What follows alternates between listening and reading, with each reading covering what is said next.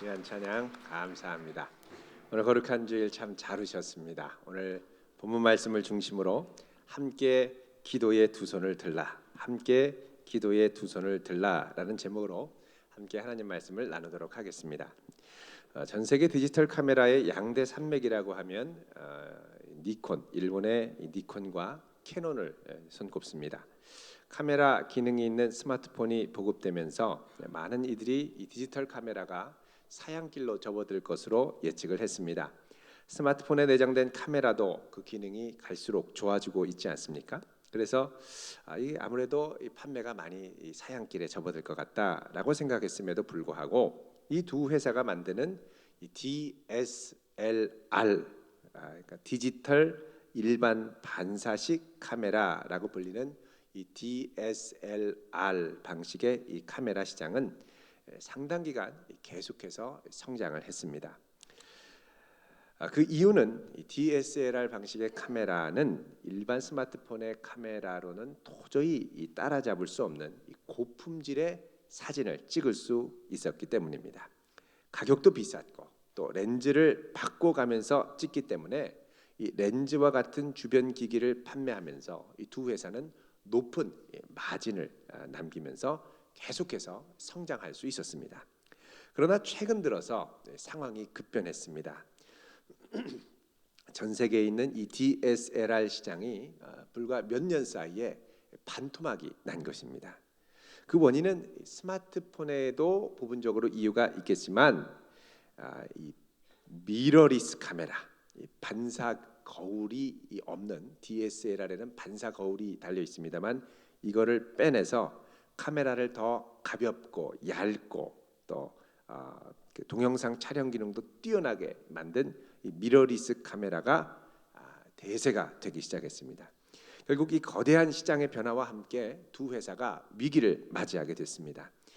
가장 큰 위기를 맞은 회사는 니콘이었습니다. 니콘은 그동안 계속해서 흑자를 기록하다가 작년 들어서 처음으로 90억 엔, 우리 돈으로 하면 900억 가량의 적자를 냈습니다.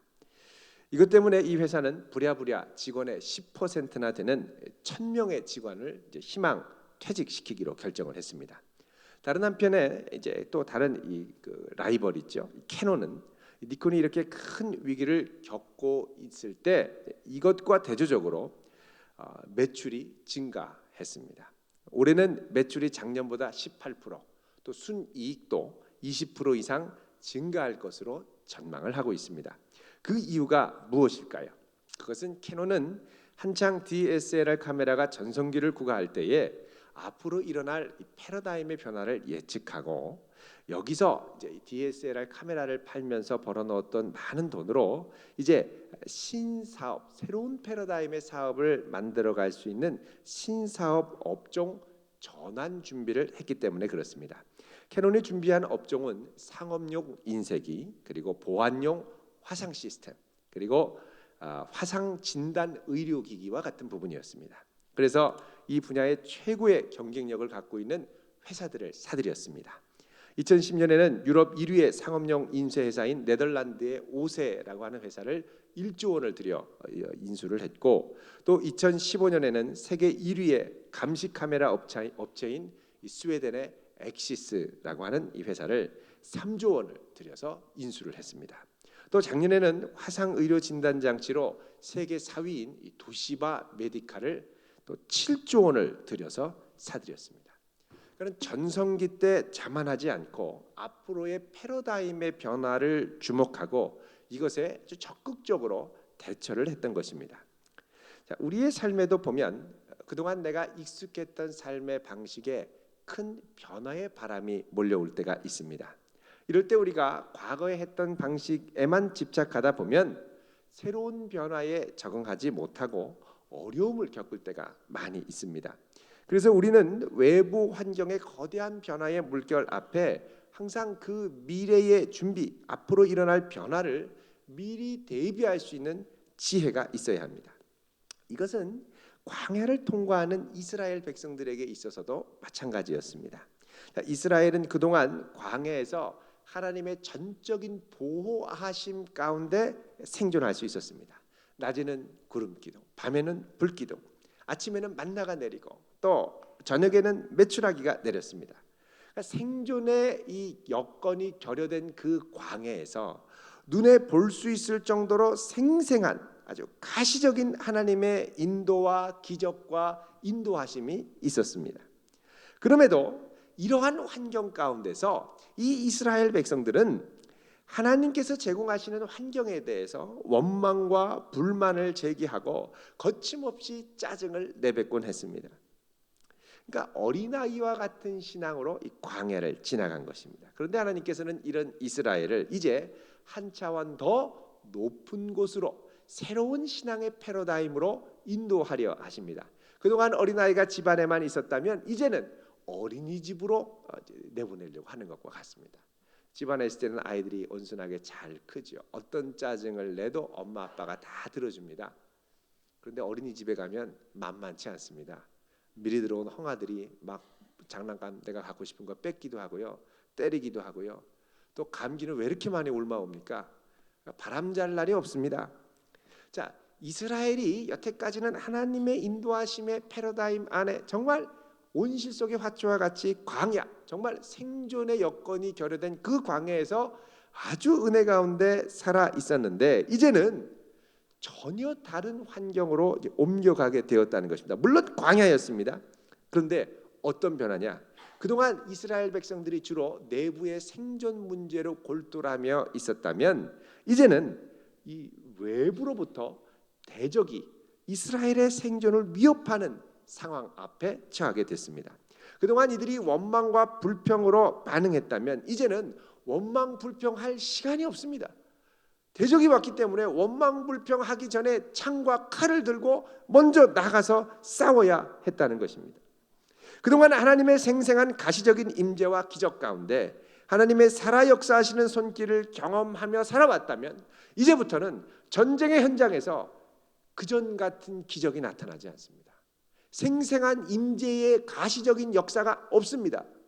이들은 단지 무대 뒤에서 은밀하게 도우시고 붙드시는 하나님을 믿음의 눈으로 바라보며 이제는 현실을 마주하며 나아가야 했습니다. 자, 이런 패러다임의 전환을 알리는 첫 신호탄이 바로 이방 민족인 아말렉의 침입이었습니다. 자, 우리 8절 말씀 같이 읽습니다. 시작. 그때에 아말렉이 와서 이스라엘과 르비딤에서 싸우니라. 아멘. 자, 여기서는 단순히 아말렉이 와서 이스라엘과 싸웠다 이렇게 간단하게 말씀을 합니다만 이 신명기 25장 17절 18절에 보면 이 부분을 조금 더 구체적으로 자세하게 설명을 하고 있습니다. 여러분 한번 뒤로 가셔서 신명기 25장 17절에서 18절을 한번 보도록 하겠습니다.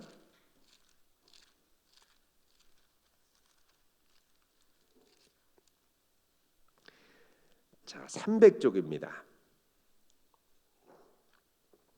같이 읽습니다. 시작. 너희는 애굽에서 나오는 길에 아말렉이 내게 행한 일을 기억하라. 곧 그들이 너를 길에서 만나 내가 피곤할 때에 내 뒤에 떨어진 약한 자들을 쳤고 하나님을 두려워하지 아니하였느니라. 아멘. 자, 여기 보면 아말렉 족속이 이스라엘 백성들이 이제 광야를 지나가는 걸 보고 호시탐탐 노리다가 여기 보면 내 뒤에 떨어진 약한 자들, 내가 피곤할 때에 내 뒤에 떨어진 약한 자들을 쳤다라고 말씀합니다. 자, 이게 무슨 말이냐면 이스라엘이 광야를 진행할 때에 이 광야에서 너무 지치고 힘들어서 이탈한 연약한 사람들, 어린아이, 또 노인, 그리고 병든 사람들, 이런 사람들이 도저히 같이 따라갈 수 없으니까 뒤에 쳐져서 천천히 느릿느릿 가고 있는데 이 아말렉이 호시탐탐 노리다가 이들을 먼저 공격한 것입니다. 자, 광야에서 한참 이제 행진을 하고 있는데 갑자기 저 뒤에서 고함 소리가 들리고 여인들의 비명 소리가 들리고 막 이럽니다. 그럼 이스라엘 백성들이 다들 긴장했겠죠. 왜요? 여태까지 이스라엘 백성들이 광야를 지나면서 한 번도 이들을 위협했던 족속들이 없었습니다. 그도 그럴 것이 이스라엘 백성들이 이 광야를 지나기 전에 어디를 통과했습니까? 홍해를 통과했죠. 홍해를 통과할 때 하나님의 놀라운 능력으로 홍해가 갈라지고 그 세계 최강의 군대였던 애굽 군대들이 전부 다 바다에 수장되었습니다. 이 바다에 수장된 놀라운 역사를 보고 어떤 민족도 감히 이스라엘을 공격할 생각을 하지 못했습니다. 간이 배 밖으로 나와야 이스라엘을 공격할 수 있었습니다. 그런데 오늘 드디어 간이 배 밖으로 나온 민족이 등장을 했습니다. 그들이 누구냐? 바로 아말렉이라는 거예요. 도대체 이 아말렉이 누구길래 이렇게 겁도 없이 담대한 행동을 할 수 있었느냐? 여러분, 이 아말렉은 창세기 36장 12절에 나옵니다. 창세기 36장 12절을 보시면요,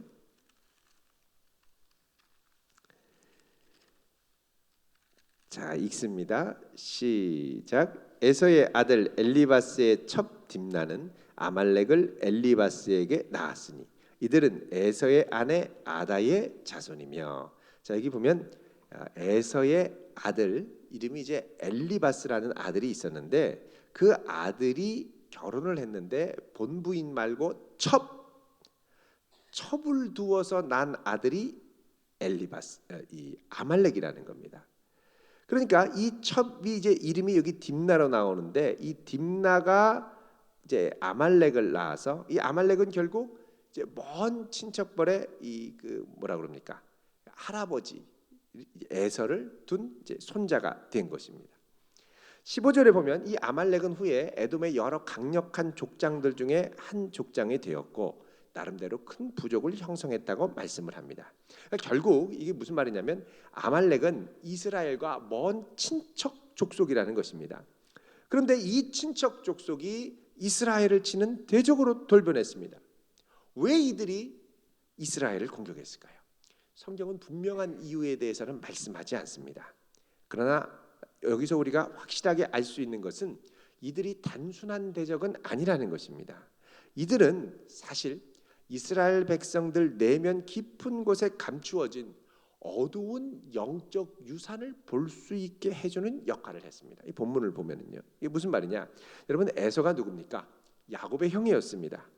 야곱의 형, 그러니까 야곱은 이스라엘이죠. 다른 이름으로 하면 이스라엘의 형인데 하나님께서 장자의 권한을 주셔서 이 장자로 하나님의 권한을 갖고 이제 하나님의 복을 받기로 되어 있었지만 이 장자의 권한을 너무 가볍게 여겨서 배고픔 앞에 그냥 팥죽 한 그릇에 넘겼다가 나중에 땅을 치고 후회하다가 야곱을 미워하고 죽이려고까지 했었습니다. 그러니까 하나님을 경외하지 않고 자기 욕심으로 그동안 익숙했던 자기 성공의 패러다임에 집착하다가 결국 장자의 축복을 받지 못하고 이스라엘을 대적하는 에돔 족속을 이루게 되더라는 것입니다. 사실 이 모습과 유사한 모습을 보여주는 사람 중에 하나가 아브라함입니다. 믿음의 조상 아브라함인데 이 아브라함이 나중에 사라가 죽고 나서 후처를 취하죠. 그 후처의 이름이 그두랍니다. 창세기 25장 1절 이하에 보면 이 그두라가 낳은 자녀들의 이름들이 소개가 되는데 그 이름 중에 누가 있냐면 미디안이 나옵니다. 미디안은 이스라엘을 두고두고 괴롭히죠. 또 그 자손 중에 누구의 이름이 나오냐면 아수르라고 하는 자녀의 이름이 나옵니다. 그러니까 본처 사라에게서 난 아들 말고, 아니 127세에 사라가 죽었으면 아브라함은 137세잖아요. 그때 또 후처를 맞이해서 아이를 낳았는데 아니 뭐 6명이나 낳았습니다.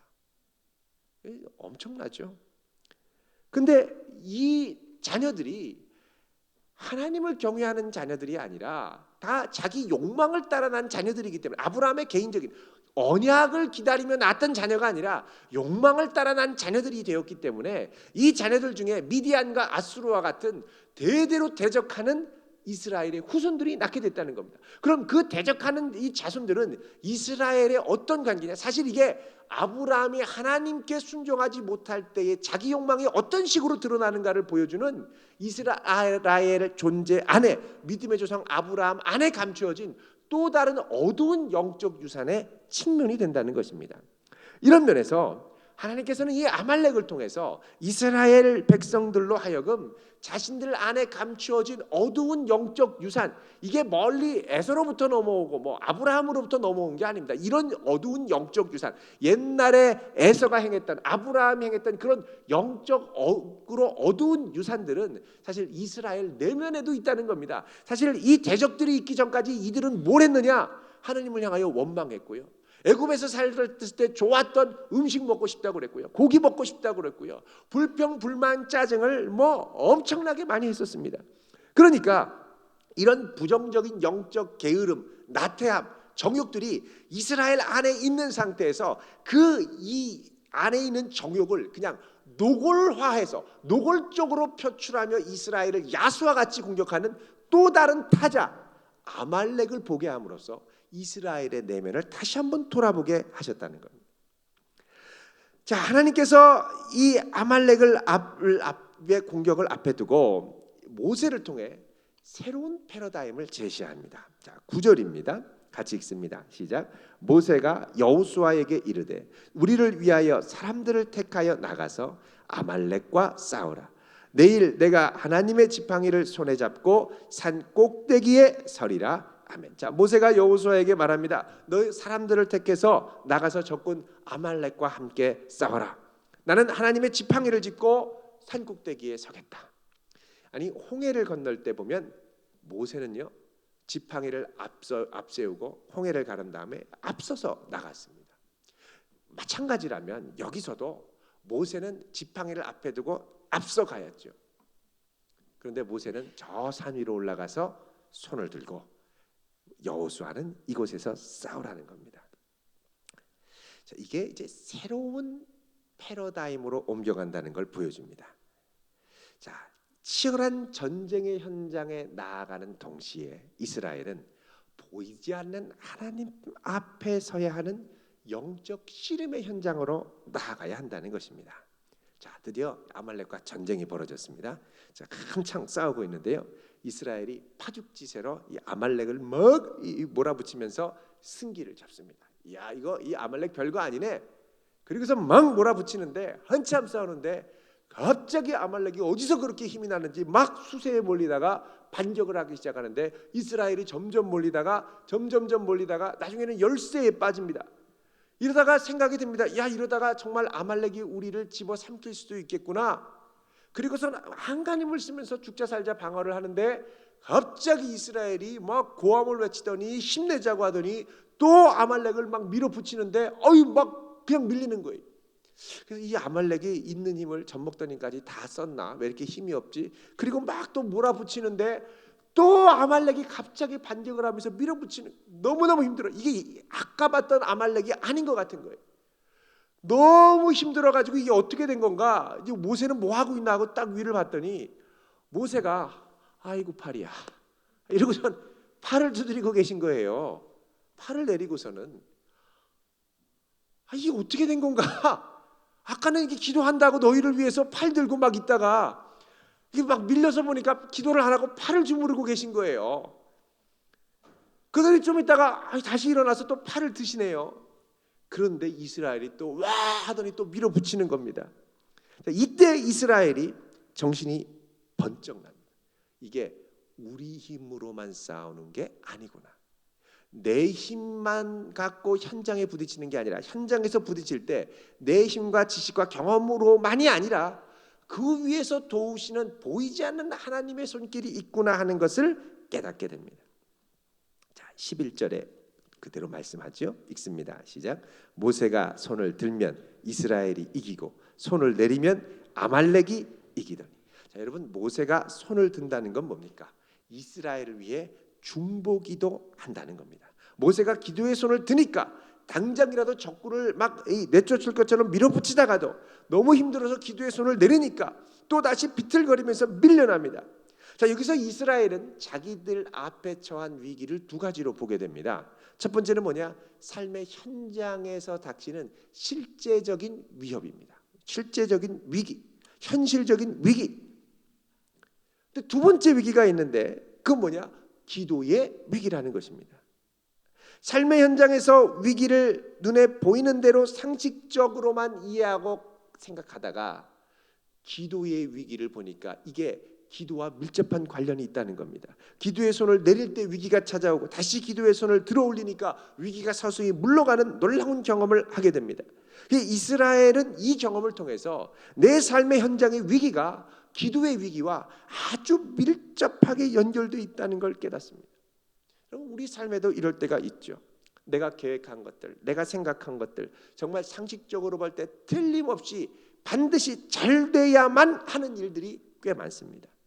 그런데 잘 되는 것 같다가요, 갑자기 뭐가 하나둘씩 틀어지면서 뒤틀립니다. 그러다 무산될 위기까지 처하게 되죠. 이럴 때 어떤 분은 이렇게 생각합니다. 이거 이상하다. 이거 원래 잘 돼야 되는 건데 왜 그러지? 왜 그러지? 이걸 현실적인 문제 앞에서 안에서만 원인을 찾으려고 하다 보면 원인이 잘 안 찾아집니다. 그럼 결국은 어떻게 돌리느냐? 이번엔 진짜 운이 없었네. 이번엔 재수가 나빴네. 이런 식으로 생각한다는 것이죠.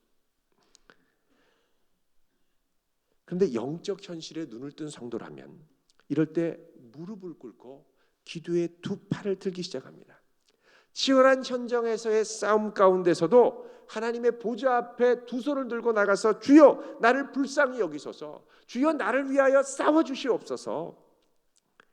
전쟁의 승리가 내 힘에 있지 않습니다. 주님의 손에 달려 있습니다. 여기 기도에 두 손을 드니 나를 붙드시고 나를 위하여 싸우소서. 이렇게 기도한다는 것입니다. 자, 이 기도가 삶의 현장을 거룩하게 하고 이 기도가 놀라운 변화와 승리를 가져다 줍니다. 우리가 치열한 현장일수록 뭐 해야 되느냐? 치열하게 기도해야 됩니다. 우리는 치열한 현장에 있다 보면 막 떠밀려서 기도할 시간이 없죠. 근데 치열한 현장일수록 어떻게 해야 되느냐? 무릎 꿇고 기도해야 된다. 기도해야 도우시고 기도해야 능력이 나타납니다. 기도한다는 건 뭐냐? 내 삶을 주관하는 이 모든 것이 하나님의 능력의 손 아래 있다는 걸 인정하는 믿음이 있다는 것입니다. 근데 눈에 보이니까 기도를 안 해요. 그저 내 능력, 내 상식으로만 문제를 해결하려고 동분서주하면서 이 사람 저 사람 만나고 핸드폰 불통나고 뭐 난리가 납니다. 근데 될 것 같은데 안 되고요. 될 것 같은데 안 되고요. 될 것 같은데 무너지고요. 그게 이상해요. 전에 어떤 성도님이 스마트폰을 하나 잃어버렸습니다. 잃어버린 지가 며칠째가 돼가는데 이분이 이 사이에 업무상 처리해야 될 일 자료 뭐 받아놓은 거 찍어놓은 사진들 다 핸드폰 안에 있습니다. 그게 계속 찾다가 못 찾는 거예요. 그게 한 5일이 지났는데도 없으니까 이제 나중에 이제 노이로제가 걸리고 이거 어떻게 해야 되나 고민을 하고 있는데 갑자기 머리를 딱 스치는 생각이 있습니다. 기도는 했냐? 핸드폰 잃어버릴 때 한 번도 기도해서 찾아본 적이 없거든요. 이것도 기도해야 되나 하다가 기도해야지. 범사에 기도하라고 하셨는데 그리고 무릎을 꿇고 이분이 기도한 거예요. 하나님, 제가 5일을 찾았는데 안 됩니다. 좀 도와주십시오. 그래야 업무를 좀 볼 수 있겠습니다. 하나님 살아계시다면 핸드폰 찾는데 도와주실 수 있겠죠.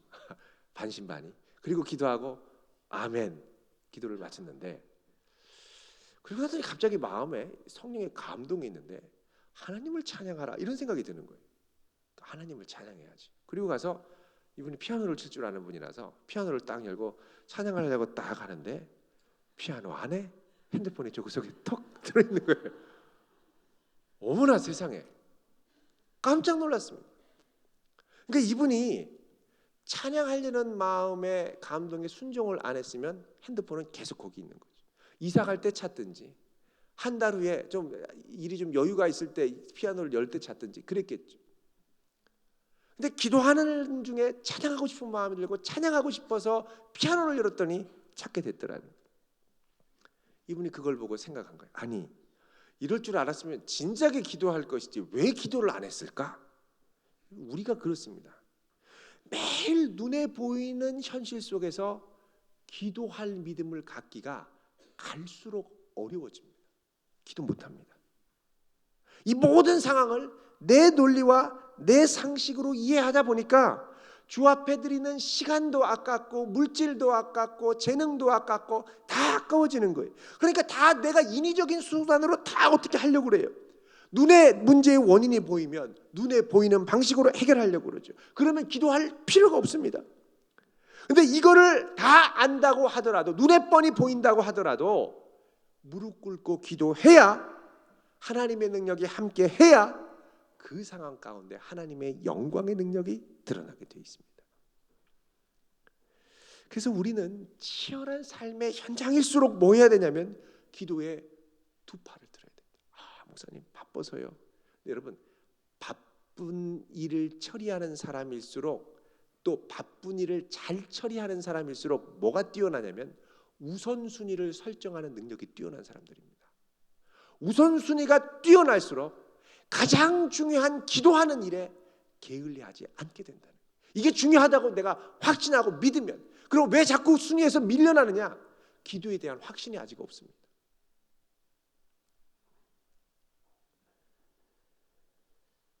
여러분, 기도를 하기 위해 내 두 손을 든다는 건 싸움의 현장, 현실 가운데 보이지 않게 은밀하게 역사하시지만 분명한 하나님의 임재를 인정하는 행위라는 것입니다. 이것은요, 우리의 삶의 현장뿐만이 아니라 가정에 있어서도 마찬가지입니다. 가정에는 부부만 있는 게 아닙니다.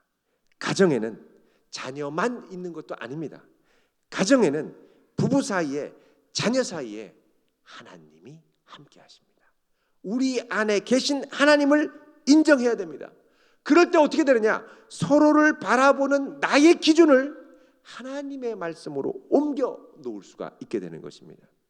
부부 관계를 보면 배우자를 긍정적으로 보느냐 부정적으로 보느냐, 또 나를 긍정적으로 보느냐 부정적으로 보느냐에 따라 이게 좀 달라집니다. 제일 먼저는 배우자 또 자기 자신을 다 긍정적으로 보는 유형. 신혼 초 때 이렇습니다. I am okay, you're okay. 나도 긍정적이고 너도 긍정적이고, 이 아내 또 배우자 남편도 천사 같고 뭐 호동왕자 같고 뭐 낭랑공주 같고 막 다 좋죠. 안정적입니다. 근데 이게 시간이 지나면 이게 잘 안 보여요. 은혜가 떨어지면. 그러면 이게 처음에는 긍정적으로 보다가 점점 이 호감과 매력이 떨어지면서 I am okay인데 you는 not okay 이렇게 변합니다. 난 잘하는데 도대체 당신은 왜 그 모양이야? 이렇게 되는 거죠. 이렇게 되면 어떻게 되냐? 상대방을 지적하고 비난하고 원망합니다. 그럼 그 지적과 비난과 원망을 받는 배우자는 어떻게 되느냐? 어떻게 하느냐? 회피하고 도망갑니다. 왜 항상 나는 잘못됐다고 하는데 같이 있고 싶습니까? 점점 싫죠. 도망가고 싶죠. 근데 이제 그거에 내가 만약에 어느 순간 동의를 하면 I am not okay가 됩니다. 그래, 나 잘난 거 별로 없다. 그럼 넌 뭐가 잘났냐? 이게 되면 상대방도 부정적이고 나도 부정적이고, 그러면 어떻게 되냐면 서로에 대해서 계속 분노하고 비판적이게 되고 또 두려워하게 됩니다. 만약 이 관계 사이에 배우자만을 보면 어떻게 되느냐? 갈등이 점점 커질 수밖에 없습니다. 사람의 힘으로 잘 봉합이 안 됩니다. 계속 갈등이 커져서 냉랭한 상태로 있죠. 여러분, 이 사이에 기도의 두 손을 들고 주님을 초대할 수 있기를 바랍니다. 그리고 주님의 말씀으로 나를 보고 주님의 말씀으로 배우자를 바라볼 수 있도록 기준을 옮겨갈 수 있기를 바랍니다. 기도의 두 손을 들 때 눈에 보이는 상대 배우자의 모습이 바뀌게 됩니다. 어떻게 되냐면 기도하면 그게 다가 아니라는 걸 알게 돼요. 기도의 두 손을 들면서 이게 다가 아니라는 걸 알게 돼요. 그리고 내가 지금 이렇게 사는 게 이게 다가 아니라는 걸 알게 돼요. 상대방을 향한 하나님의 뜻을 깨닫게 되고 나를 향한 하나님의 계획을 자꾸 인식하게 됩니다. 가정에 만약에 부부만이 산다면 그 가정의 목표는 행복이 될 것입니다. 근데 그 행복이 어떤 행복이냐? 돈 많이 벌고요, 재밌는 곳 여행하고요, 맛있는 것 실컷 먹고요. 근데 행복하지 않습니다. 근데 그 가정에 부부만이 아니라 그곳에 하나님이 계시면 그 가정의 목표는 행복에서 거룩으로 바뀌게 됩니다. 자녀에 대한 목표도 달라집니다. 공부 잘하는 자녀, 돈 많이 버는 자녀, 밥벌이 하는 자녀에서 하나님을 경외하는 거룩한 자녀가 됩니다. 그러려면 어떻게 해야 되겠습니까? 기도해야죠. 우리는 이 기도에 대한 확신과 필요성을 자각하고 있어야 됩니다. 여러분 12절 보십시오. 읽겠습니다. 시작. 모세의 팔이 피곤하매 그들이 돌을 가져다가 모세의 아래에 놓아 그가 그 위에 앉게 하고 아론과 훌이 한 사람은 이쪽에서 한 사람은 저쪽에서 모세의 손을 붙들어 올렸더니 그 손이 해가 지도록 내려오지 아니한지라. 자, 80 넘은 모세가 혼자 기도의 손을 들으려니까 힘들죠. 오래 버틸 수가 없습니다. 들고 싶어도 육체의 한계 때문에 이게 할 수가 없습니다. 그때 어떻게 하느냐? 아론과 훌 이 두 사람이 한 사람은 이쪽에서 또 다른 사람은 저쪽에서 모세의 손을 붙들어 올립니다. 언제까지 그렇게 합니까? 그 손이 해가 질 때까지. 해가 질 때까지 뭐 합니까? 싸우는 거죠. 13절에 보면 여호수아가 칼날로 아말렉과 그 백성을 쳐서 무찌르니라. 마침내 승리한 겁니다. 언제까지? 해가 질 때까지 싸워 이겼다는 거죠. 근데 이 아론과 훌을 보면 처음부터 모세와 함께 기도하러 올라가니라, 모세와 함께 두 팔을 들러 올라가니라 그러고서 간 게 아닙니다. 이들은 처음 올라갈 때 기도에 대한 확신이 없던 사람입니다. 근데 모세가 기도하는 걸 보니까 두 손을 드니까 승리하고 팔을 내리니까 지고 다시 드니까 이기고 내리니까 지고. 그러니까 어떤 생각이 들겠습니까? 기도가 능력 있는 기도구나. 기도가 역사를 발휘하는구나. 내가 이렇게 있으면 안 되겠구나. 모세가 기도하도록 도와야겠구나 하고 같이 두 손을 들고 기도할 수 있도록 도와주더라는 겁니다. 근데 우리 중에 보면요, 어떤 분은 기도 좀 해주세요 하고 막 부탁을 하고 다 기도의 두 손을 같이 도와서 들으려고 그러는데 자기만 힘들다고 두 손 쭉 내리고 그냥 가만히 앉아 계세요. 목사님 기도해 주세요. 그 열심히 기도합니다. 그 기도 응답을 받았을 것 같아서 어떻게 되세요? 그 잘 됐어요. 잘 됐어요. 요번에 제가 운이 좋았어요. 이러시더라는 거예요. 여러분 이 말을 하는 이유는 본인이 기도를 안 해서 그렇습니다. 열심히 기도했으면 딱 응답되면 당장에 연락하시죠. 말씀하시죠. 목사님 기도해 주셔서 감사합니다. 기도했더니 하나님 응답해 주셨습니다. 하나님의 역사라고 얘기하죠. 근데 다 운 좋았다는 거예요. 그때 제가 아는 사람이 있어서 백을 좀 써놔가지고요. 다 뭡니까? 이 기도의 영적 현실이 안 보이는 거예요. 내가 마주하는 보이는 현실, 인간관계, 돈, 파워 이것만 보이는 거예요. 그러니까 기도를 안 하죠. 요즘에는 기도해달라고 두 팔 들라고 아론과 훌들은 준비를 하고 있는데 모세가 손을 들 생각을 안 합니다. 여러분 두 손을 들 때 이 손을 끝까지 들어야 될 사람은 누구냐? 모세입니다. 아론과 훌한테 야 나 힘드니까 둘이 들어. 그게 아니죠. 모세는 책임감을 갖고 이스라엘의 운명을 놓고 끝까지 기도하죠. 팔이 막 너무너무 아플 정도로. 근데 아론과 훌이 했던 역할은 모세를 대신해 기도한 게 아니라 모세가 기도할 수 있도록 끝까지 그를 위해 중보했다는 겁니다. 물론 그래서 우리가 우리 주변에 기도의 부탁을 하면 그 기도 제목을 놓고 기도도 해야 되겠지만 사실 좀 더 이상적으로 말하면 그가 기도할 수 있는 힘을 끝까지 달라고 중보 기도하는 게 훨씬 더 좋은 기도입니다. 기도해야죠. 이스라엘이 이 기도의 능력을 경험하고 이스라엘이 마침내 승리를 거두자 14절에 여호와께서 모세에게 말씀하십니다. 이걸 책에 기록하여 기념하게 하고. 기념하라는 건 기억하게 하라는 것입니다. 여호수아의 귀에 외워 들려라. 여호수아의 귀에 외워 들리라. 외워서 얘기하라는 건 늘 달달달달 툭 사건 현장만 나타나면 그 말이 나올 수 있도록 이 사건을 기억하라는 겁니다. 그러면서 내가 아말렉을 없이하여 천하에서 기억도 못하게 하리라 하신 다음에 15절 16절 읽습니다. 시작. 모세가 제단을 쌓고 그 이름을 여호와 니시라 하고 이르되 여호와께서 맹세하시기를 여호와가 아말렉과 더불어 대대로 싸우리라 하였더라. 아멘. 자, 모세가 제단을 쌓고 이름을 여호와 니시, 승리의 깃발, 나의 하나님 여호와 이렇게 이름을 짓고 나서 하나님이 뭐라 그러냐? 내가 아말렉과 대대로 싸울 거다. 여러분 이 말은 뭐냐면 아말렉과의 전쟁이 이번 한 번으로 끝난 것이 아니라는 겁니다. 앞으로 계속 이런 아말렉과 같은 세력들이 공격할 것이라는 겁니다. 근데 왜 이걸 기록해서 기억하게 했느냐? 그것은 앞으로 이런 아말렉들이 또 쳐들어올 때 이스라엘은 영적인 현실과 싸움의 현실을 동시에 보면서 기도의 손을 들고 이번처럼 기도하며 싸우면 이긴다는 거예요. 이렇게 계속해서 승리하라는 것입니다. 여러분, 나중에 여호수아가 이 마음을 갖고 여리고성에 가서 기도하고 승리하죠. 하나님의 능력으로 7바퀴 성을 하루에 한 번씩 7일을 돌고 마지막 날 7번째 7바퀴를 돌고 성이 무너졌습니다. 큰 승리였습니다. 제일 강력한 민족 여리고를 무찔렀거든요. 그리고 나서 그 다음에 아이성을 공격하러 가는데 아이성은 작습니다. 보니까 뭐 이렇게 많이 가지 않아도 될 것 같아요. 한 3,000명 정도만 데리고 갔죠. 그리고 기도도 안 합니다. 하나님께 묻지도 않습니다. 그리고 가서 아주 박살이 납니다. 패배하고 와서 무릎 꿇죠. 하나님, 어떻게 된 겁니까?